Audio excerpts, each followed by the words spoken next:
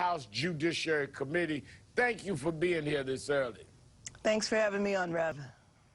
What will it take for your counterparts in the Senate, McConnell and Grassley, namely, to change their minds? Well, I think it's certainly going to be public pressure because, remember, the same voices that say that they don't want to confirm or even conduct a hearing are the same voices that said that they were going to do everything they could to block the president before he even took office. So I think there's some consistency in what they're saying.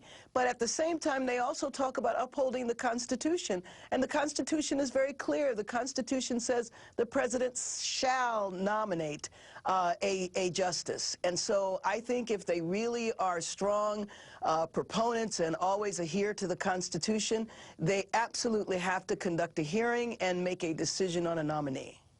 Isn't this part, in many ways, many of us are viewing of them continuing 7 years in to act as though he is not the real president and to limit his powers because he's the president till January 20th of next year?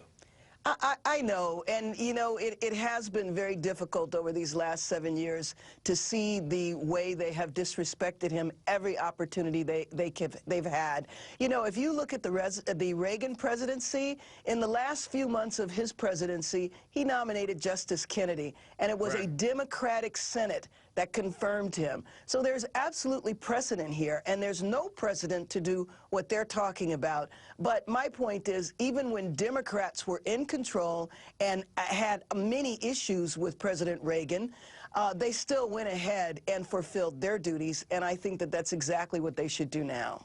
We have no idea where the president is leaning in terms of making a nomination or who he would name, but I'm starting to hear a new buzz around the name Loretta Lynch, the sitting attorney general.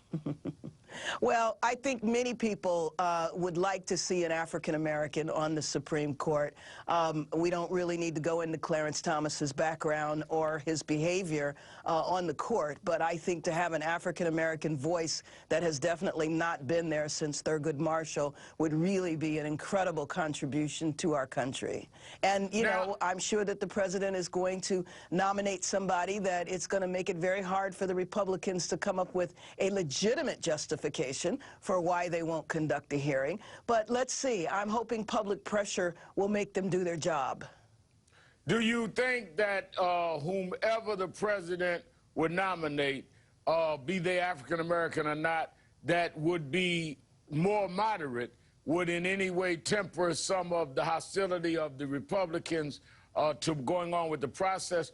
Or no matter what he did, no matter who he nominated, there's some that are going to dig in and try to stall this until we have a new president? Well, I actually think it's both. I think that there will be senators that will feel a tremendous amount of pressure if he nominates a moderate, and then I think there's other senators who are going to dig their heels in. You know, one of McConnell's points is that we need to wait into the election until the people have spoken. Well, what did the people do over the last 2 elections? The president was nominated with clear majorities. There was no dispute about his election, and so given that the people have spoken, what holds them back? The only thing that holds them back is the fact that they have had difficulty for almost 7.5 years accepting the fact that Barack Obama is the president of the United States. It's so sad considering the rest of the world has certainly accepted that and has held the president in high esteem.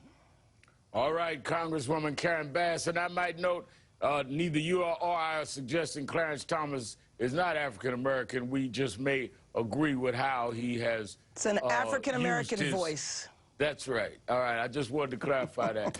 Thank you very much again. Still ahead, are you smarter than a 3rd grader?